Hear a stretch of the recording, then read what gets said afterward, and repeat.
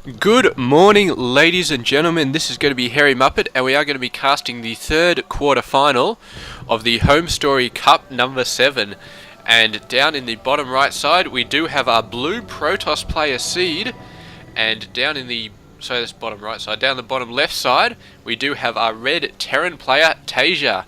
Taeja doing some very good work in the Dream Hack, actually, if we remember correctly. I believe he got to the semi-finals. I'll just go have a look. Oh, I can't remember how he did.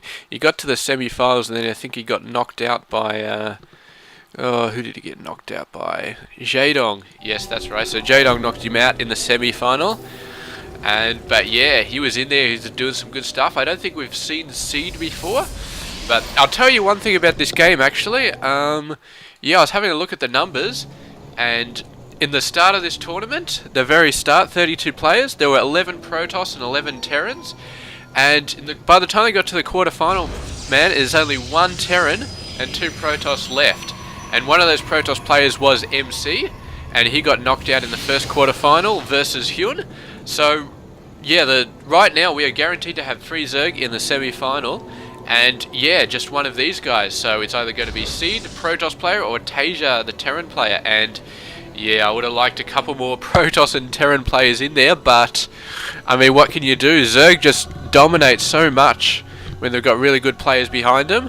And yeah, so there we go. We're going to be checking out this game though, and I don't know, man. Taeja is so good, but Seed is pretty good as well, and I'd love to see a Protoss in the semi-finals, man. Just my personal preference. So yeah, let's have a look and see what these guys actually did. Extremely early command center there. That's before barracks, actually, so that's extremely risky. We've seen that get absolutely molested previously, but yeah, Seed is going to have a very late scout on that sort of thing. I believe in the Dream Hack, actually. Maybe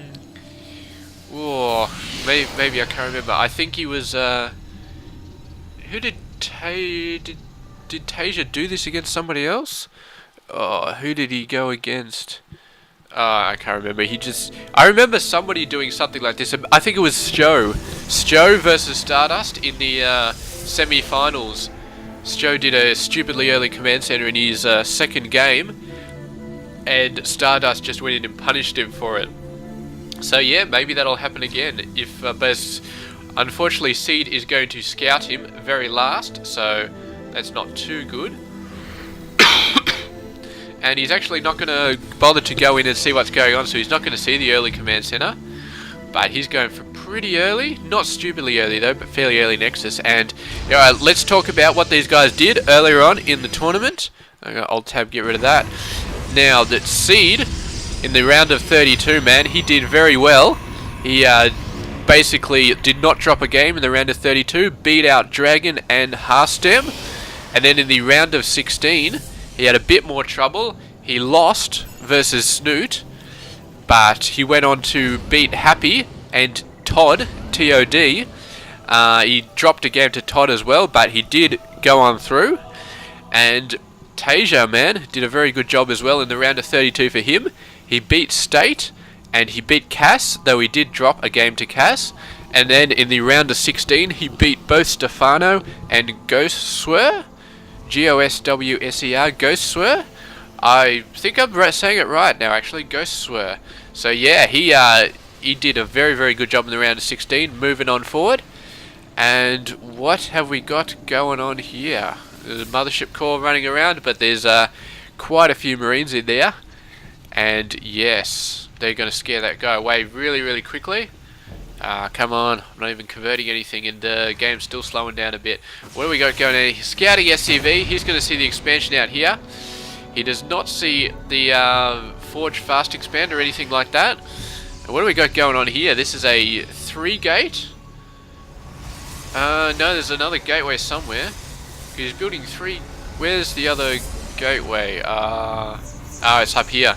2 more gateways actually, so he's going for a 2 base 5 gate, and this is going to be extremely nasty.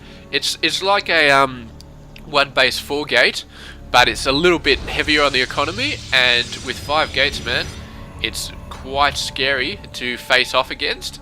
So yeah, Seed looking to finish this in the next before the 10-minute mark, I believe. Maybe around the 10-minute mark, but he's going to be getting a very, very scary amount of forces up very, very soon. And Taeja, man, he's going for some bunkers, but these are not really going to help versus a 5-gate because they're just going to completely overwhelm these guys. And yeah, he's going for a decent amount of infantry though, but will it be enough? Well, these guys, please do not. Are they going for a 3rd base? I think he's seen the gateways or something like that. We have a look. 2. He's done a scan there, but he hasn't seen the 4th and the 5th gateways yet. But he must know about all these forces out there, so he's got to be a little bit worried. He's got a bunch of SCVs out there to repair the barracks. And here we go. C's got to make his move, putting some force fields around the bunkers to try and stop them repairing. The SCVs were a bit out of position. And there we go, the bunkers going down, not really doing much versus the Protoss forces. He's got to come in and try and repair this one. This one's quite up with the health, and he's got a bunch of Marines out there. SCV's actually going out to attack, and they're just going to push that force away, but Seed is going to be able to reinforce a hell of a lot faster than Taeja is. And he is just going to keep pushing. If we have a look at the income, he's not actually that far behind, so I mean, Taeja does have a decent army. But they are all Marines, and these guys are all Stalkers, and Stalkers can beat Marines any day of the week. But with the additional SCVs coming up just to attack them, they're just, yeah, constantly wiping these guys out. And Seed is doing a ton of damage, but he's just not getting the overwhelming thing he needs to get, and getting the bunkers back up, man. Just Taeja doing such a good job getting those bunkers back up, keeping his Marines alive, attacking with the SCVs. I don't believe he's actually lost that many SCVs. No, he must have been, yeah, doing a really, really good job. And Seed, man, I think he's going to continue pressing this attack. Just keep on with it. But you can only do that for another minute or so. Then the Taeja, man, is going to have a pretty big economic advantage. You can see he's building a ton of SCVs. He's actually got a proxy command center, although he's trapped this SCV over there. And he's pushing in, but the SCVs once again are going to just completely overwhelm him. And the Zealots are going to work on the SCVs though, but he's really, I mean, between the Marines and the bunkers, he's not really killing that many SCVs. He's trying to snipe the Marines, and yeah, the SCV is just going absolutely nuts. He's trying to do a bit of a run while these guys blanket in, but these bunkers still has guys in it, and that Stalker pretty much just gets completely destroyed without attacking anything from the damage coming out of that bunker. And the constant stream Marines, and now there's Marauders out there, and yeah, this attack's just not going to work. All of Seed's forces have been taken out, and Taeja, man, doing an absolutely awesome job of holding off that very scary 5-gate. And if we have a look, I think miscellaneous stuff that all the things that the SCVs that were probably lost in that battle have sort of evened it up to the fact that Seed wasn't really building any workers. But yeah, so he didn't really do a crap load of damage, but he did kill enough SCVs to keep them equal economically.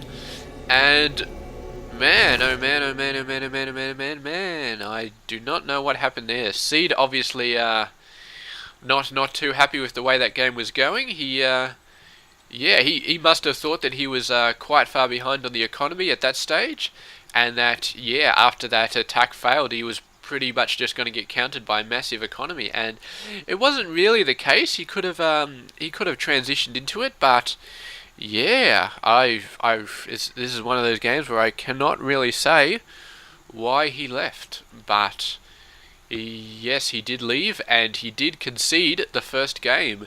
And yeah, I guess there's a danger with just running a tournament and just running all the tournament replays. Sometimes you get games that are not 100% making sense. But here we go. Game number 1 finished off. Seed has conceded to Taeja, and we're going to go into game number 2, and we're going to see if Seed can do a little bit better job at not hitting the surrender button.